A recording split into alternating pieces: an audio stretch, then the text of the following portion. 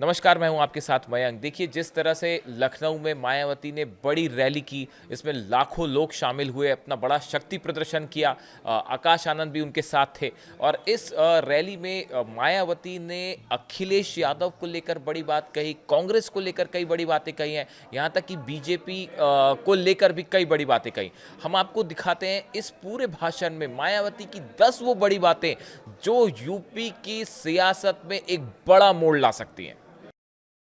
मैंने उत्तर प्रदेश के मुख्यमंत्री जी को ये कहा, लिखित चिट्ठी के जरिए उनसे रिक्वेस्ट किया कि हम आपसे ये नहीं कहते कि दूसरे मद का पैसा आप इनके रख रखाव पर लगाओ।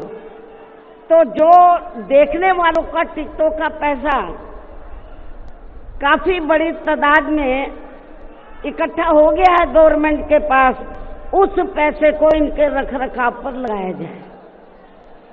तो उत्तर प्रदेश की वर्तमान भाजपा की सरकार ने इस मामले को दिखवाया पूरा, और उसके बाद उन्होंने हमें कमिट किया, प्रॉमिस किया कि हम जो भी पैसा टिकटों को आया है हम दूसरे मद पे नहीं लगाएंगे, बल्कि इन स्थलों के रखरखाव पर लगाएंगे। उन्होंने ये लगाया, इसलिए हमारी पार्टी उनकी आभारी है। वर्तमान राज्य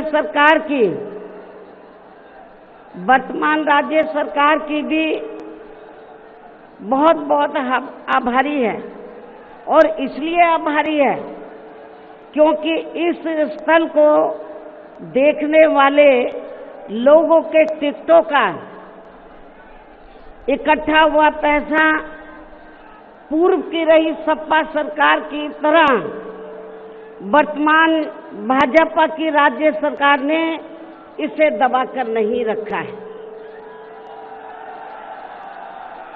बल्कि पार्टी के आग्रह करने पर इसकी मरम्मत करने पर पूरा खर्च किया है।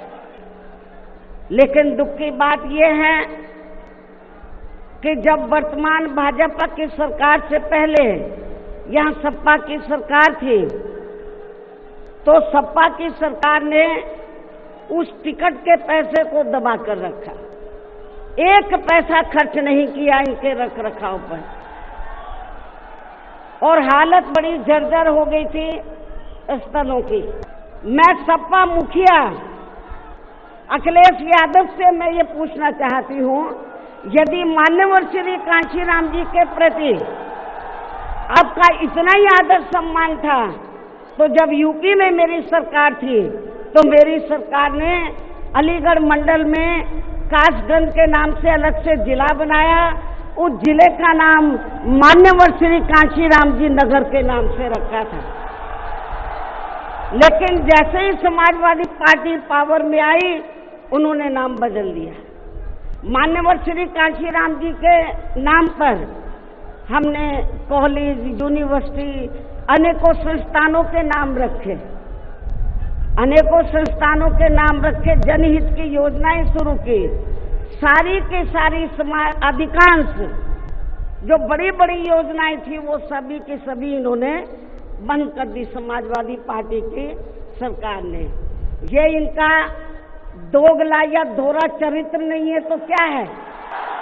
जब ये सत्ता में रहते हैं, ना इनको पीडीए याद आता है और ना पीडीए के जो संत गुरु और महापुरुष है वो भी याद नहीं आते हैं। जब ये सत्ता से बाहर हो जाते हैं तब इनको हमारे संत गुरु और महापुरुष याद आते हैं।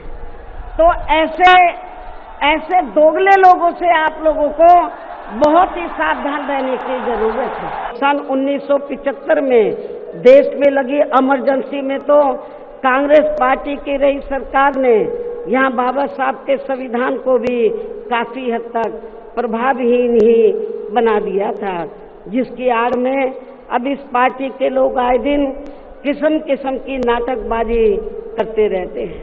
संविधान को हाथ में लेकर किस्म किस्म की नाटकबाजी करते रहते हैं। इसके साथ साथ कांग्रेस पार्टी ने हर प्रकार के हथकंडे इस्तेमाल करके बाबा साहब डॉक्टर भीमराव अंबेडकर को संसद में भी चुनकर नहीं जाने दिया था।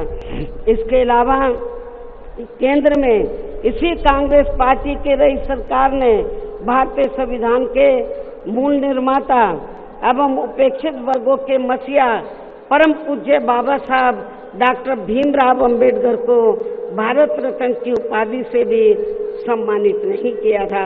इसके बाद फिर इनकी मूवमेंट को आगे गति देने वाले मान्यवर श्री कांशीराम जी को भी उनके देहांत के बाद केंद्र में रही इसी कांग्रेस पार्टी की सरकार ने इनके सम्मान में एक दिन के लिए भी राष्ट्रीय शोक घोषित नहीं किया था।